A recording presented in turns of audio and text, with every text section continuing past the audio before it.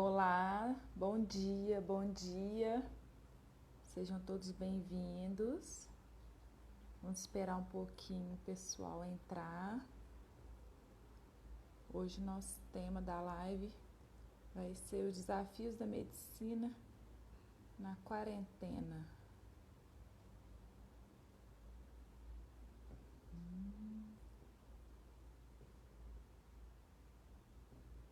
Fico brigando com esse fixar comentário aqui para ver se ele fica.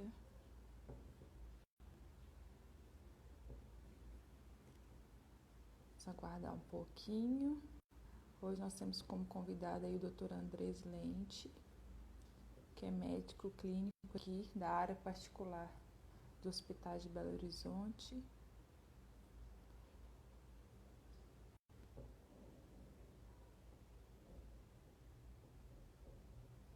Vamos aguardar um pouquinho.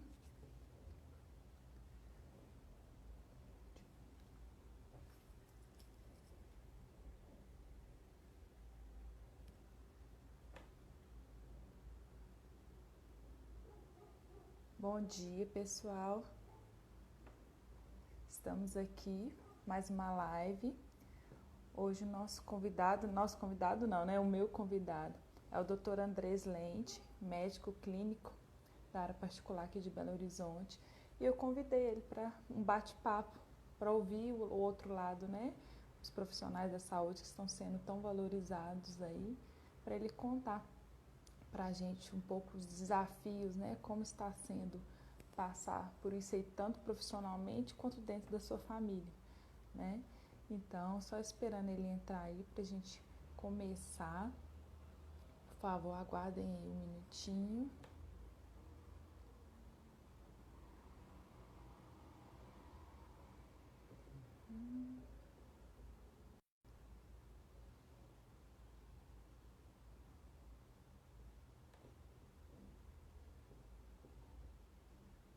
Estou aguardando o Dr. Andrés entrar.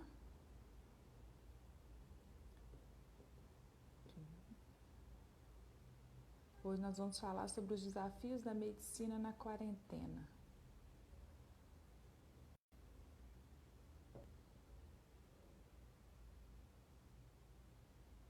O Dr. Andrés entrou. Vou te chamar aí, tá, Dr. Andrés?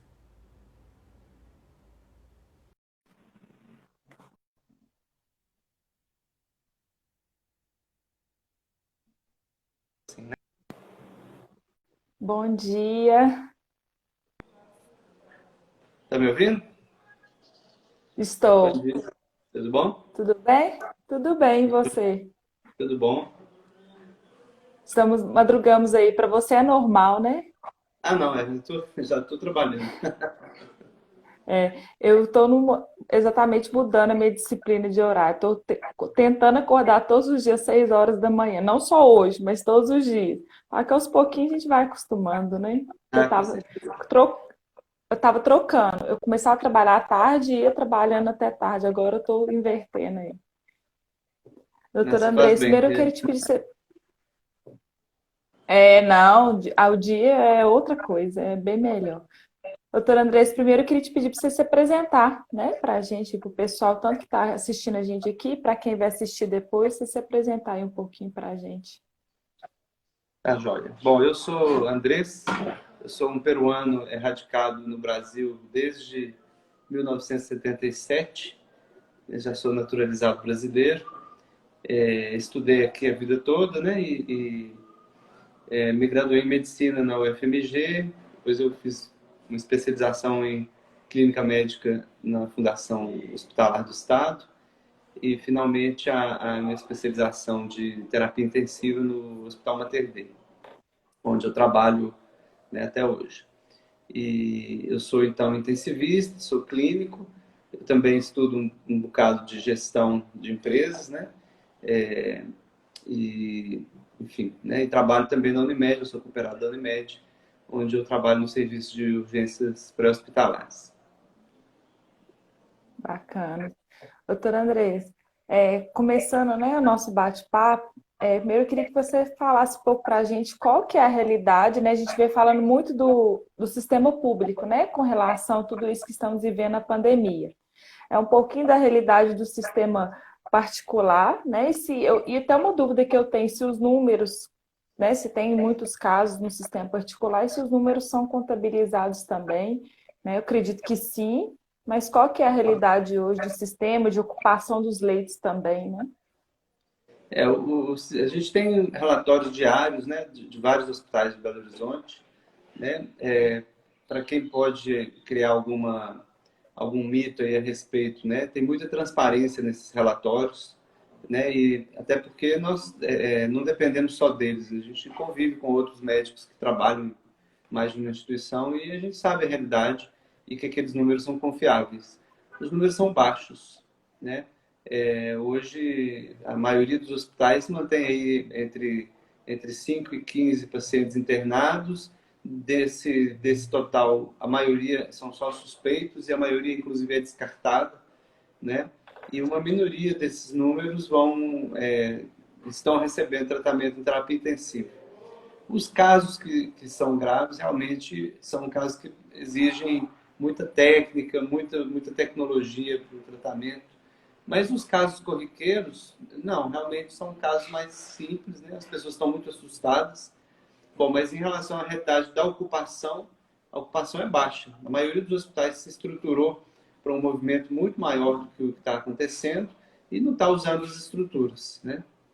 Está bem Entendi. vazio, né? E não só em relação ao Covid, mas em relação a todas as outras patologias. Os hospitais estão vazios, estão tendo que repensar, inclusive, se, né, depois desse período mais crítico, se a gente vai ter que repensar o modelo de negócio dos pronto-socorros, da própria terapia intensiva. Eu acredito que o sistema público de saúde como um todo, né, tanto o público quanto o particular, vai ficar muitos aprendizados aí, né, muitas lições, tanto de rever a quantidade de apoio que pode dar, né, às pessoas que precisam, não só nessa questão, mas em qualquer outra situação, né, porque isso é uma situação que ninguém esperava, mas tem situações, eu acredito aí, né, que de outras ocorrências que ocorrem com muito mais frequência do que com a questão da pandemia, né? Porque como uma coisa mundial, ganhou uma proporção muito grande. Mas tem outras situações que são muito mais graves, eu acredito, que o próprio coronavírus, né?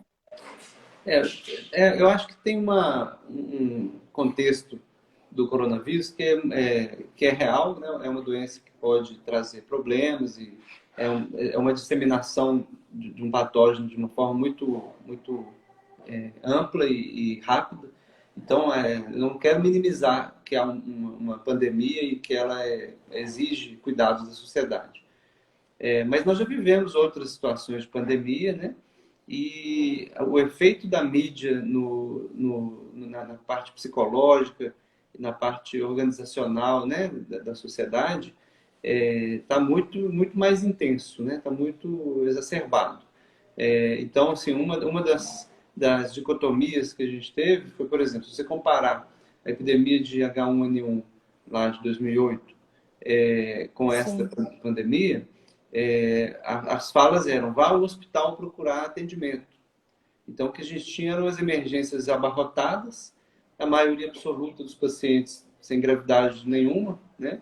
E isso gerando contaminação ali naquele ambiente, né? Mas as pessoas iam lá sim. para o hospital, ainda sabendo que podiam ser contaminadas, elas estavam indo para o hospital. A retórica agora inverteu, né? Não vá ao hospital, você pode pegar a doença lá, você pode transmitir para outras pessoas se você tiver e tal, e é uma doença que mata, né? É, o país que tem os números mais próximos do real, na minha percepção, é a Alemanha. A Alemanha testou uma grande parte da população, tem uma estrutura de saúde necessária, ela tem uma estrutura etária diferente da nossa, pior que a nossa em termos dessa doença, que são pessoas mais idosas.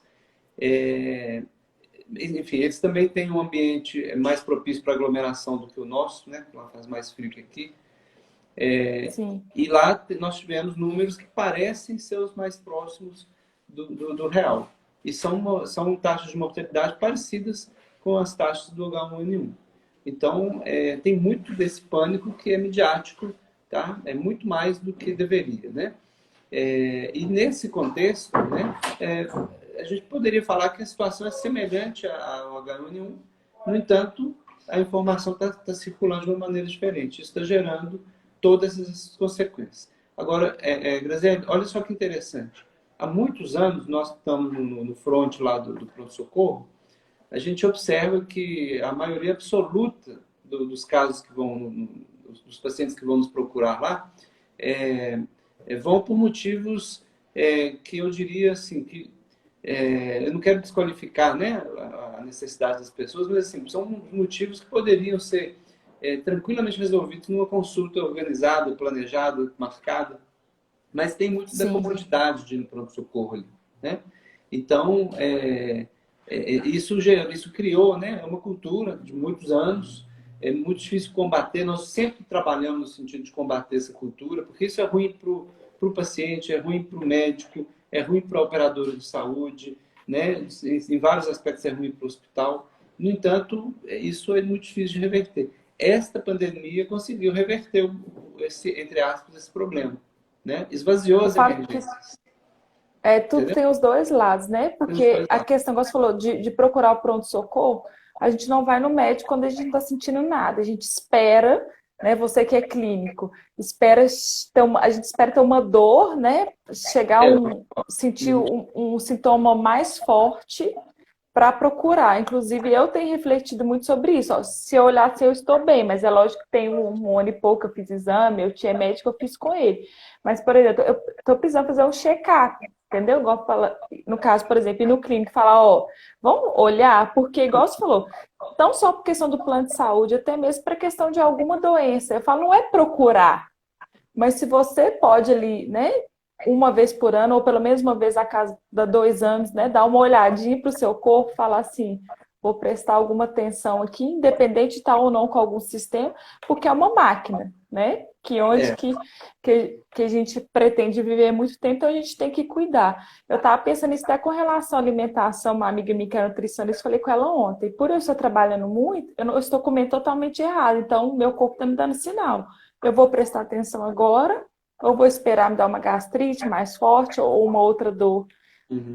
E ele vai dando sinal. E às vezes são pequenos que a gente. Aí vai a automedicação. Eu detesto remédio, então eu não me automedico. Senti uma dor ali, eu mesmo tomo um remédio. E às vezes aquilo ali vai acumulando, igual você falou, e deixa para chegar ao ponto de ir no pronto-socorro.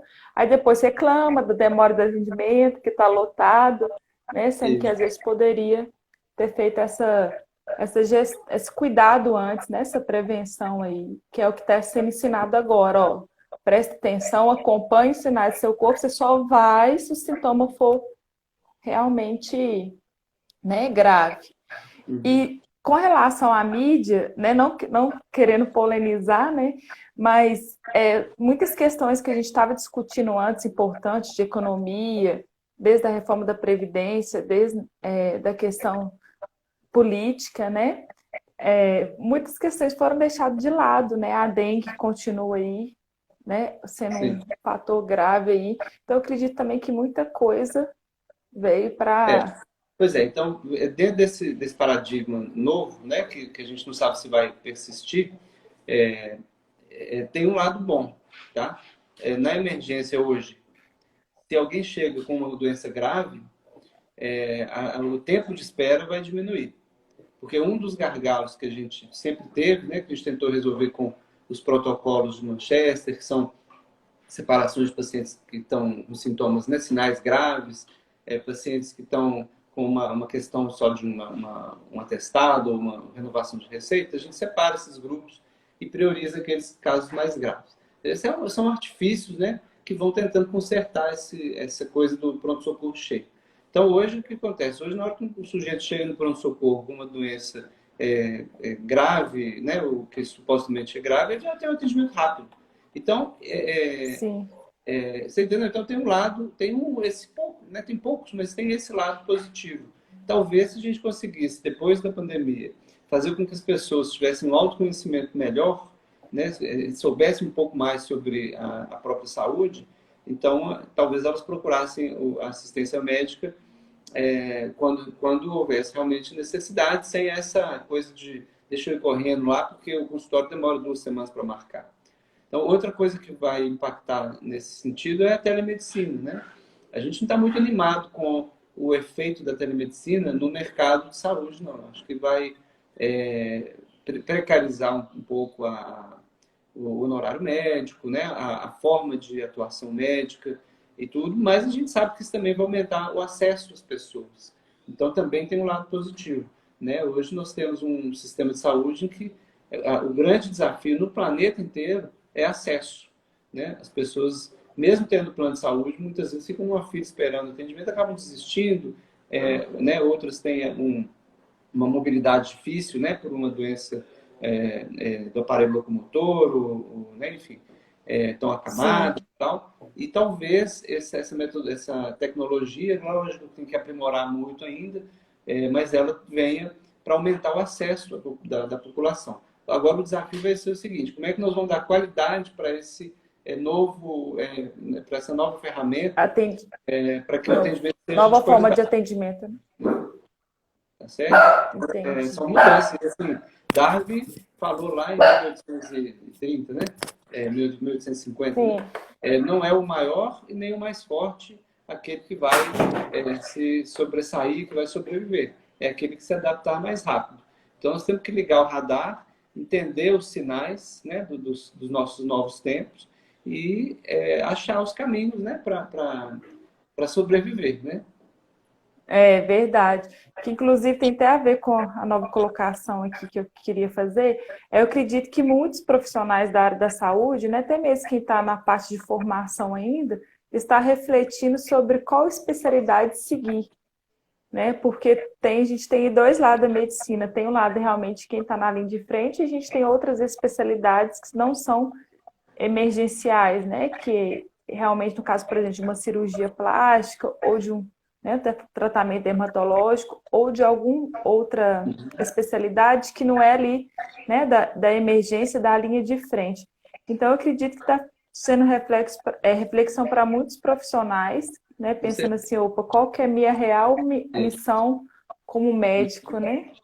A missão, e também, assim, até coisas mais pragmáticas, né? Como é que eu vou me reposicionar diante desse novo paradigma, né? Será que a minha concorrência vai aumentar, vai diminuir? Como é que o paciente chega a mim? Por exemplo, nós temos uma resistência muito grande do conselho em relação a mídias sociais para divulgar o trabalho médico, né? Então, tem regras, né? E elas têm sentido, né? Elas têm sentido do ponto de vista de não romper preceitos éticos nossos, né? Mas não dá para ser completamente avesso a isso. Isso é uma coisa, é uma avalanche, né? Você vai segurar uma avalanche? Não tem jeito. Então, nós vamos ter que adaptar o nosso código de ética, por exemplo, à questão de como que a gente lida com o marketing digital, né? Sem romper, Sim. né, esses preceitos. É um desafio, um grande desafio. Porque para não virar só uma questão totalmente comercial, né? Porque a missão da saúde é totalmente, né, diferente a isso. Mas igual você falou, mas também não dá para fingir, não dá para fingir que a tecnologia não está também a favor, né? Não só dos profissionais da saúde, mas de todo mundo. Doutora Andresa, qual que é a maior dificuldade, assim, né? Tanto com o profissional como pessoal mesmo, que você tem sentido nesse momento aí? Olha, eu acho que a maioria dos profissionais está trabalhando sobre estresse, né? A gente ainda não está vivendo o que os italianos viveram, né? O que os paulistas estão vivendo agora, né? No Rio de Janeiro também, porque nós não E você tivemos... acha que vai chegar a esse ponto, assim, a esse pico? Eu quero crer que não, né? Eu não posso assegurar, não posso garantir, mas assim, a gente está acompanhando as curvas, os movimentos sociais, né? Internos nossos aqui, e a gente está vendo que Minas Gerais é roça mesmo, né? E essa pandemia é uma pandemia de cidade grande, né? Então é claro que a gente vai ter uma sobrecarga, né? Vai ter um momento de pico aí, uma oscilação de pico. O sistema ele é desigual, né? O sistema, não sei se vocês viram alguma coisa sobre isso, mas nós temos leite suficiente, talvez é provável que sim, mas a maioria desses leitos está alocado no sistema privado, né? Se você separar o sistema privado do sistema público, o sistema público está numa situação precária. Então é preciso ter atenção com isso. Mas eu acho também que, isso eu quero também acreditar, que se houver uma situação que extrapole a capacidade do sistema público, o sistema privado vai apoiar, né? Afinal de contas, o sistema privado ele é suplementar, né, dentro da Constituição. A Constituição prevê, né, nas diretrizes do SUS que o sistema privado ele é complementar ao SUS. Então, ele não vai se furtar a essa obrigação, né? Tenho Sim, certeza que os gestores não vão caminhar nesse sentido. Então, eu acho que nós vamos ter problemas, vamos ter movimentos, vamos ter casos dramáticos, sim, porque algumas pessoas realmente vão morrer. Mas eu acho que nós estamos um pouco longe dessa realidade de São Paulo. Por outro lado, me preocupa muito a questão econômica, né? Nós estamos assistindo aí a quebradeira geral de pequenos, né, sim. comerciantes, de pequenas indústrias. Todo dia eu recebo alguma notícia, fechamos, foi obrigado, valeu, 35 anos de convivência, aprendizado, mas deixa eu te Não, falar, não tem jeito, fechou, né?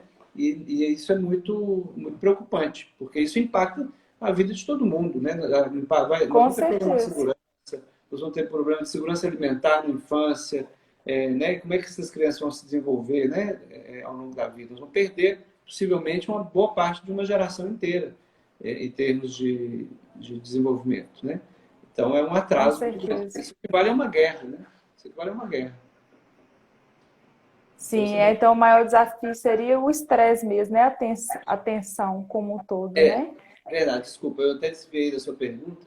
Eu acho que é esse estresse, você não saber o dia de amanhã. Agora, claro, penso do ponto de vista pessoal, todos nós estamos tendo algum tipo de afastamento familiar, né?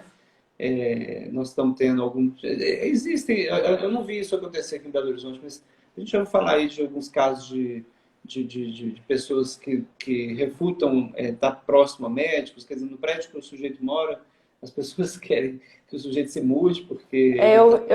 Eu vi na entrevista. Mas isso são coisas pontuais, tem a ver um pouco com a baixa cultura de uma parte, né, da nossa população. Aliás, isso não quer dizer que está vinculado a ser pobre ou rico, não. Isso a gente vê. Eu mesmo tive uma experiência, né? Uma live eu posso derivar, né? Eu tive uma experiência que eu, em Sim. algum determinado momento eu Não, quis. mas pode ficar tranquilo que a gente tem tempo ainda. Ah, tá. Você- Então eu fui procurar alguma alternativa de moradia, né? Para não passar isso para os meus familiares. E aí uma das pessoas que estava alugando o apartamento, quando eu comentei o contexto, né, ela começou a falar, ah, não, mas o apartamento está sem geladeira, o fogão não está funcionando. Nitidamente ela não queria o cliente, né? Então na hora foi um pouco Olha para irritante, você. mas mostrou um pouco disso, né? Como que, e assim, não era uma pessoa que supostamente teve acesso à educação, né? E à cultura, mas não teve acesso, mas não pegou, né? Então a gente vai sofrer Sim. dessas coisas, sim, e espero que, né, que haja conscientização das pessoas. Mas assim, eu acho que o sofrimento é nesse Movido sentido. pelo Todo sofrimento. medo e a falta de informação, né? Exatamente.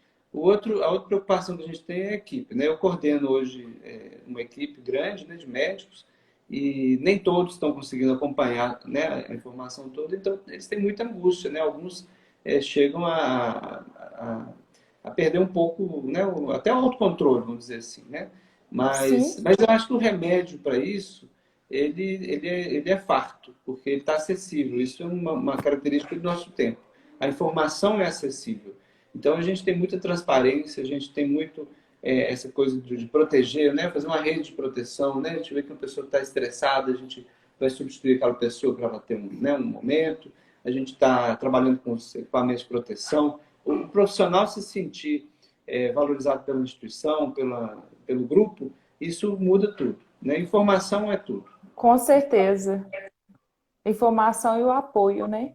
Exato. E o que você tem feito para driblar, né, como se diz, né, o dia a dia? Porque, igual você falou, algumas atitudes tiveram que ser tomadas, né? E o que você tem feito para driblar, né, assim, para ficar menos preocupante, menos estressante para você?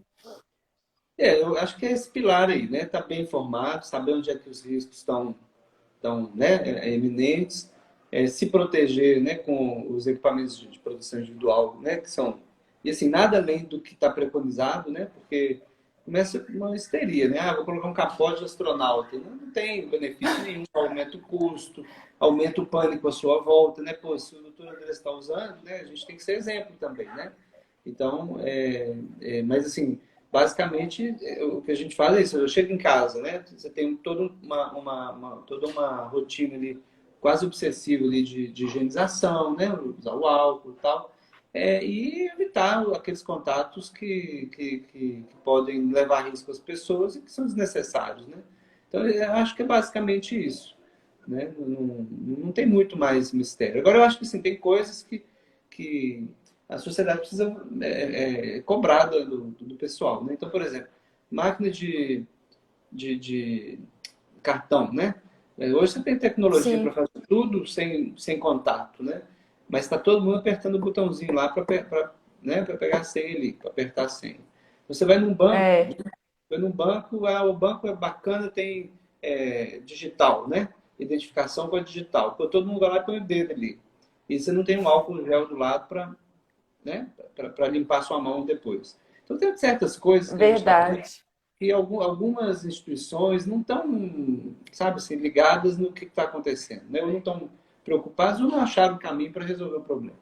Então, eu acho que é isso, sabe? É ter informação, saber onde é que o risco está e evitar esse risco. Ponto. Né? É, Agora, o problema é que ter informação não é todo mundo que tem acesso. Né? Porque quando você liga um canal de televisão que está, né, um não, né, tem vários, que estão politizando a questão, a informação deixa de ser confiável. Quando a informação não tem transparência e não é confiável, aí isso gera insegurança na população. Eu acho que o grande paradigma que vai ser rompido com essa pandemia, né, que já vinha sendo questionado sim, através das redes sociais, é o papel da imprensa. Acho que é um papel que, na minha percepção, de uma forma geral, né, obviamente eu conheço jornalistas que são, né, assim, irretocável, né, a postura deles e tudo, mas de uma forma geral a imprensa está fazendo um grande estrago social atualmente. Eu percebo desse jeito.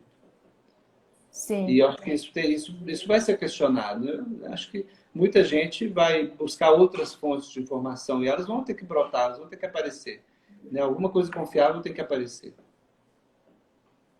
Com relação ao que você comentou das pessoas, né, a gente não está preparado, né, até mesmo questão de tecnologia e de, se você falou, de sair, você faz todo o cuidado dentro de casa, lavar as mãos. Eu falo que é uma situação que teria que ser natural para todo mundo lavar as mãos, né? Eu sempre tive, eu até brinco, eu tenho toque, eu não aguento ficar com a mão suja, então eu sempre fui muito de lavar as mãos.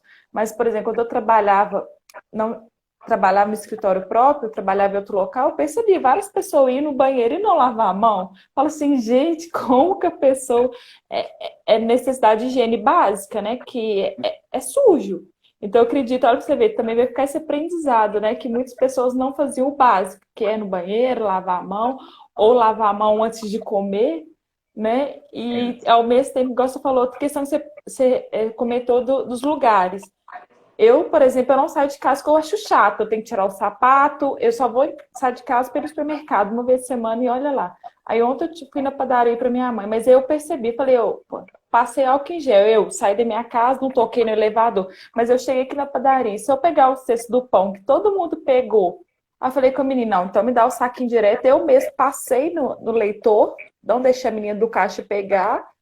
Isso. Mas, e que senão não pus o saco do pão lá em si, que senão o que que adianta? Eu tive todo o cuidado, fui lá na padaria, não tinha nenhuma. Se não fosse eu pensar, eu ia É, agir normal, pegar o pão, colocar no cesto que todo mundo pegou, colocar em cima do balcão que todo mundo colocou lá. Mas eu falei com a menina, não pode deixar que eu mesmo pegue e coloco. E pois é, supermercado, você vai lá, pois tem todo esse é. cuidado, na hora de passar, você tem que digitar a senha.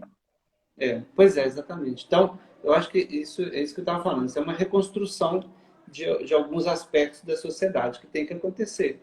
Né? Então, você tem que pensar no como é que você está fazendo. Quer dizer, como é que você vai viver a sua vida, tem que pensar cada coisa que você vai executar. Né?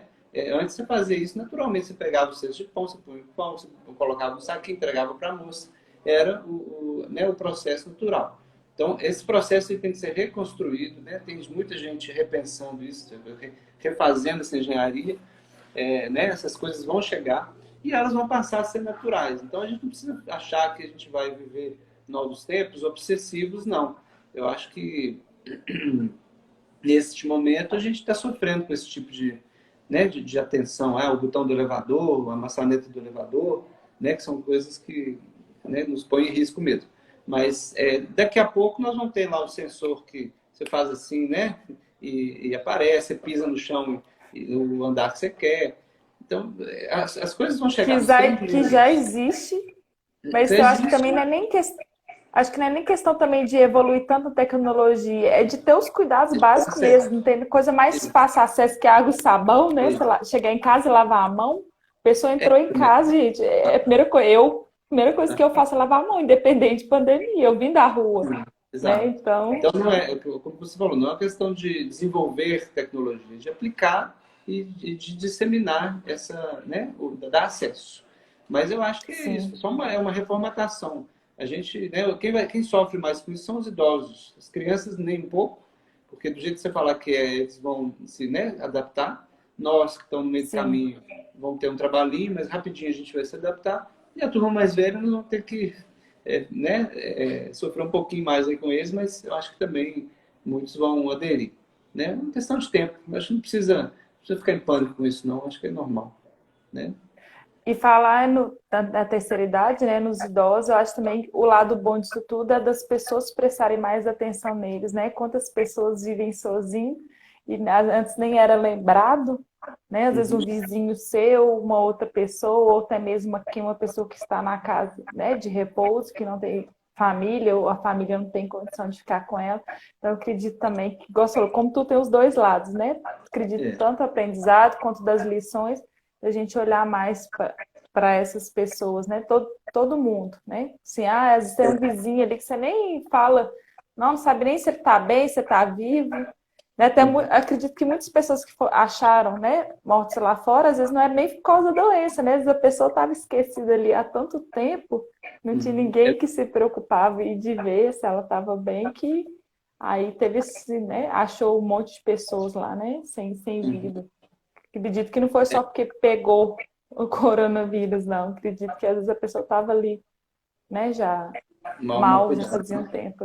Isso aí É, é um drama, né, muito grande, a gente vivencia isso, né? Eu, especialmente nesse trabalho que eu faço na ambulância, vivencio essa situação, né, de pacientes, de pessoas que estão ali abandonadas, né, não totalmente abandonadas, mas mal cuidadas, e aí eu não estou falando só do aspecto físico, né, da alimentação e tudo, mas do aspecto emocional.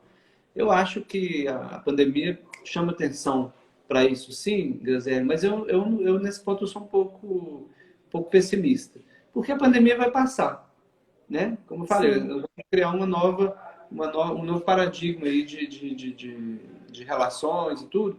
Mas eu acho que quando as coisas se assentarem, muitas dessas mazelas vão voltar a acontecer. As pessoas vão se acomodar a esse novo modus, né, operantes. E isso é um problema que é muito mais, tá muito enraizado aí no passado das pessoas, na cultura, né, da cultura, vamos dizer assim, do narcisismo, do egoísmo, que a nossa sociedade vive hoje. A nossa sociedade é uma sociedade que, Infelizmente, né? infelizmente, não tem uma prioridade para o coletivo, ela tem uma prioridade para o individual. Então, realmente é muito comum isso e eu acho que não vai deixar de ser comum. Tem alguma coisa chamando atenção, então alguém vai melhorar, mas não vai mudar tanto assim não, Deus. Sinceramente, eu não tenho essa expectativa, não. Né? A oportunidade está para todos, né? Quem Claro, vai ter, quem vai acolher ou não, né? exatamente. Né? Ô, doutora Andresa, e qual que é o maior aprendizado, você acredita, né, para você? E a maior lição, assim, que vai ficar desse momento? Olha, eu acho que tem muitos aprendizados, são muitos mesmo. Né? Eu acho que uma coisa que está me chamando muito a atenção, e eu, como Porque, quer dizer, eu estou no meio do caminho entre a ciência e a prática, né? Eu tenho que buscar informação científica e aplicar, né? E customizar essa informação. Isso é um trabalho muito rico, muito interessante, de aprendizado diário, né? E o que eu vi com a situação da pandemia é que todo mundo desesperou e jogou a ciência no ralo, sabe? Então, assim, tem aprendizados que eu tenho pessoais, tem aprendizados que eu acho que o país devia, a sociedade como um todo devia abraçar, né? Então, por exemplo, do ponto de vista social, o maior aprendizado que eu tenho é o seguinte: o Brasil precisa rever o que ele quer fazer com ciência e tecnologia e o que ele quer fazer com a indústria dele. Porque eu vou citar alguns fatos aqui que me chamaram a atenção. De repente, Sim. não tem máscara cirúrgica para todo mundo. E aí veio uma recomendação lá de que só os profissionais de saúde deviam usar máscara, porque senão ia faltar, né? Não sei se vocês lembram desse Sim. momento. Gente, cadê a indústria nacional que seria capaz, por exemplo, de reverter suas máquinas e tudo e produzir essas máscaras, Não né? veio de fora, né? Vem de fora. Quer dizer, o Brasil levantou as informações e viu, olha, nós temos aí 3 empresas, né, principais aqui capazes de produzir respiradores de boa qualidade para enfrentar o pico aí da doença. Nós vamos conseguir construir 1.400 respiradores por dia. Beleza. Aí quando foi ver, cadê o gargalo? A gente não tinha determinadas peças que tem que ser importadas e que ninguém tá exportando, né, para o Brasil. Não adianta Então, ter a fórmula e não ter o material, né? exatamente. Então, e aí o que acontece? Nós estamos vivendo aí 30 anos de desindustrialização e agora nós vamos pagar esse preço. Porque a gente está precisando importar coisas de fora com um preço absurdo, sendo que a gente poderia reverter isso aqui dentro. Isso é uma economia de guerra, né? Na guerra se faz isso, né? Sim. Todo mundo agora vai construir bala de canhão. Então tá, então eu fazia carro, eu vou fazer bala de canhão, né? E nós vimos que a gente não está com essa capacidade, né? A gente tem uma indústria ainda grande, né? Na América Latina, acho que somos o país mais poderoso nesse sentido. No entanto, a gente não conseguiu resolver o problema interno, né? Ficamos dependentes de gente de fora, né? É, Sim. vamos dar né? Sei lá, vamos desenvolver um aparelho para ventilar, né, de um jeito diferente. Nós não temos laboratório, nós não temos produção científica suficiente. Os nossos pesquisadores todos estão indo embora do Brasil ou desistindo da carreira de pesquisador. Quer dizer, será que é esse o caminho que a gente precisa seguir para enfrentar os problemas? Né? Vão vir outras pandemias, vai vir guerra. Sim. A humanidade não desenvolveu tanto assim nos últimos 2.000 anos, né? Então, nós não estamos incólumes a isso. Então, acho que esse é o grande aprendizado nacional. Indústria, o que nós vamos fazer com ela, e tecnologia. Quanto que nós vamos valorizar os nossos pesquisadores, né? E, do ponto de vista da minha prática, né? Ontem mesmo eu estava conversando com alguns colegas, né? Num outro grupo de rede social, e estava lá, gente, o que nós vamos fazer? Nós vamos dar o corticoide, nós vamos dar a cloroquina, quer dizer, uma miríade de informações desencontradas, nada científicas, né? E aí eu não quero aqui dizer está certo ou está errado, porque eu acho que ninguém tem essa resposta. A ciência não trouxe a Sim. resposta, né? Então, é até engraçado você falar assim, o cara não está certo, mas também não está errado, né? Quer dizer, você não tem a resposta. E as pessoas vêm trazendo soluções mágicas aí para tratar a doença como se fosse verdade, né? Cadê a ciência por trás disso? Não tem, né? É um desespero, né? A gente perdeu a estribeira né, o controle aí da situação e aí a gente está tratando a nossa psicologia, né? Quer dizer, eu quero a sensação de que eu fiz alguma coisa. Aí eu dou um remédio. Olha, no final, o resultado da pesquisa pode ser o contrário, viu? Pode ser que o remédio fez mal, né? Mas você ficou bem, porque Sim. na época você fez o que tinha para ser feito. Então, isso está incomodando. Isso aí realmente é uma coisa que eu acho que e não é uma questão do Brasil, não. É uma questão mundial, né? Quer dizer, a gente não acredita Sim. tanto assim na nossa ciência, né? Isso é muito Sim. sério. Tá? Então, Fica, como se diz, com aquela sensação de querer fazer alguma coisa, mas, sim, como se diz, né? Às vezes não, são coisas que não estão remediadas ainda, então como que exato. você vai, E o né? engraçado é que eu Remediar. sempre, eu sempre critiquei não, eu sempre percebi isso e critiquei no sentido de entender, né? Não de deixar pejorativo. O leigo tem esse tipo de situação, né? Quer dizer, o paciente, né? De repente é um paciente que não tem a menor vantagem em fazer um tratamento, mas o leigo, não, mas eu quero que faça o tratamento. Isso a gente entende, né? Agora, o profissional de saúde ir nesse caminho, eu acho assim, desastroso, no mínimo, né? Sim. A gente perder essa noção de que o substrato que a gente tem para trabalhar é ciência. A gente simplesmente desprezou isso, né? Verdade. Doutora Andressa, você tem alguma dica, né? Tanto, né? Não só por esse momento, mas assim, como todos até falou algumas durante o nosso bate-papo aí, mas assim, alguma lição, alguma dica que você faz até mesmo para não só para driblar esse momento, mas como um todo. Olha, eu acho o seguinte, que a gente precisa construir uma matriz aqui que não vá nem para o 8 nem para o 80, tá? Então, assim, eu gostaria que fosse possível o isolamento total, tá? Acho que seria legal, né? Seria assim, seria legal, mas assim, nem os efeitos dele a gente sabe ainda quais vão ser, né? Mas a princípio é uma situação que está dando certo aqui em Belo Horizonte. Mas eu tenho uma preocupação muito grande com essa questão econômica. A gente vai resolver, a gente vai empurrar um problema para uma geração inteira pagar, né? A grande angústia que eu tenho hoje, é a maior de todas, né? Se tinha me perguntado, agora veio a minha memória, minha lembrança aqui. Sim. O que o meu filho vai ter que pagar por isso que nós estamos, essas decisões que nós estamos tomando agora, né? Então, nem fechar o comércio todo, né? A indústria, o comércio, e nem também abrir a porteira, né? E deixar a coisa acontecer. A gente tem que É equilibrar. simplesmente levantar a bandeira a favor ou contra, né? Não é Não é isso, isso. né? É encontrar o que é o ponto de equilíbrio disso. Não é Então, eu partido, pergunto o né? Tem seguinte, gente, sou a favor, eu tô do lado de fulano. Se sou contra, eu não acho é que a isso. reflexão é o seguinte, Gisele, você tem que ver se você tem escolha, tá? Então, você vai ter uma porcentagem grande da população que tem que ser infectado para que o vírus pare de circular, né? Isso é inexorável, né? Se vai ser no pico, se vai ser né, numa curva mais longitudinal, isso é o que nós estamos aí modificando. Mas vai ter que ter isso. Então, vai ter um grupo que vai ser exposto, vai ter um grupo de pessoas que não vai ser exposta, né? Você tem essa escolha? Você tem a opção de fazer home working? Você tem a opção de trabalhar, de não trabalhar, de não ir ali, né, fazer compra ou fazer compra uma vez por mês e enfiar dentro de casa?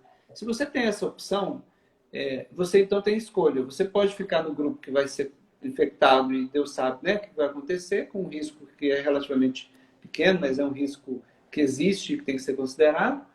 Ou então você Sim, vai escolher ficar no grupo que não vai se expor e que vai diminuir a quase zero o risco de ter contato com esse vírus. Se você tem essa escolha, tá? Faça com liberdade, né?